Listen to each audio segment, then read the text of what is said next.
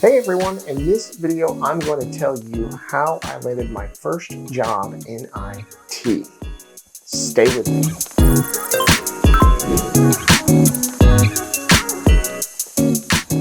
Hey everyone, welcome back to the channel. Thank you so much. I got so much great feedback on that first video that I posted about how I got into my IT career.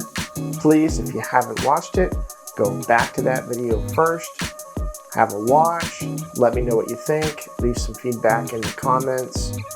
Then that way you're kind of all filled in on the story up until this point, and everything else in this video will make a whole lot more sense if you go back and watch that video first. So, how did I land my first job in IT? My very first job in IT was working at the help desk for a large construction company here in Vermont.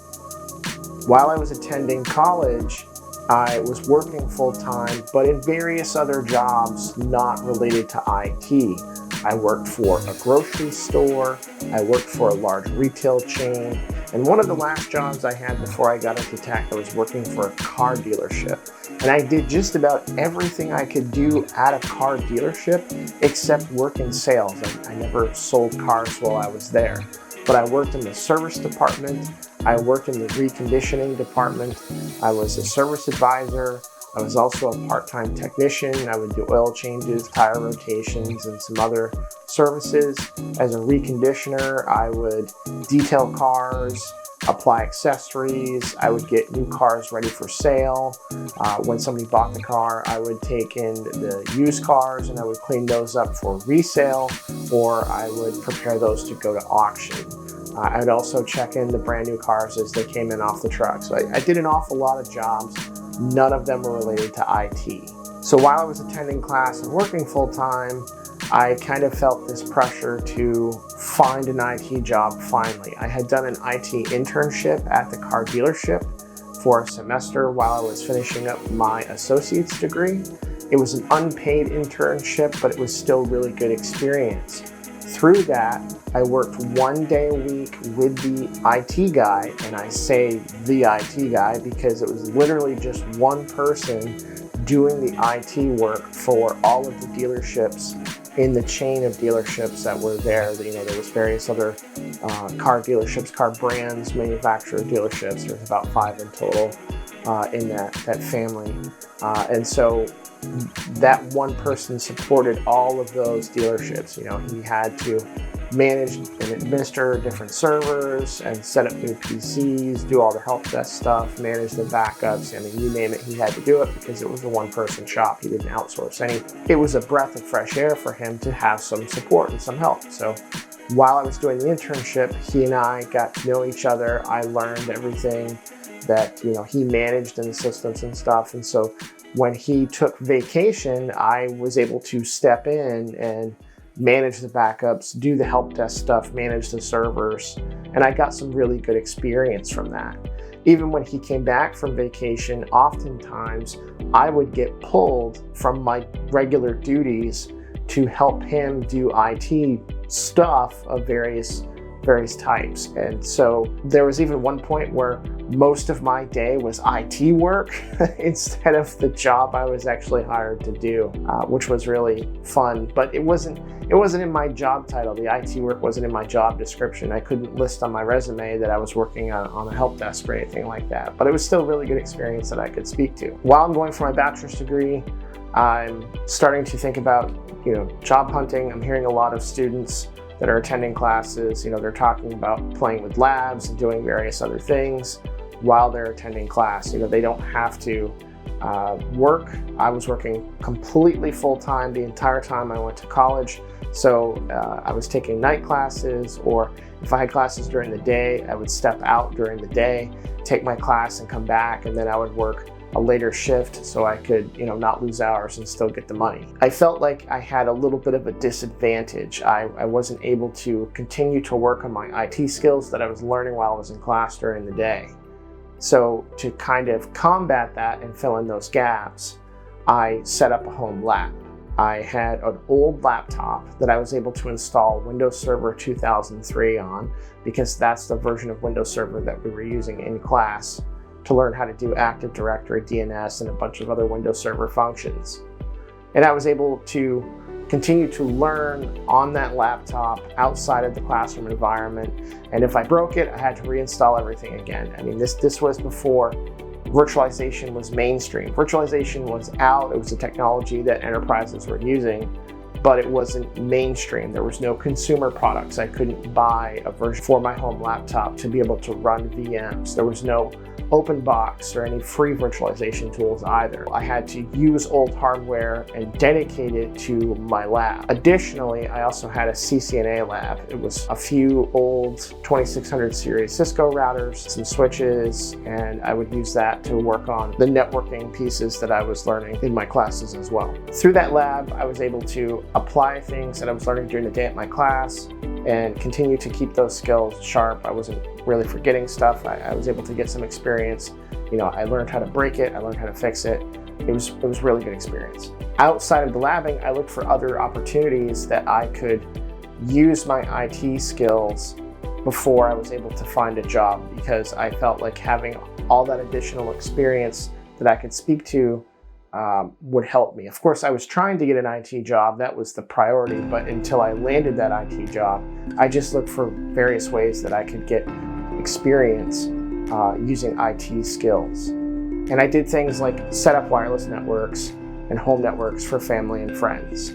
I volunteered with the American Red Cross Disaster Services. There was a local chapter here in the area, and they needed help setting up PCs and servers and other things when there was a disaster or during training events and just a bunch of other things. And I did that for a few years, and that was some really great experience. I continued to do that even after I got an IT job.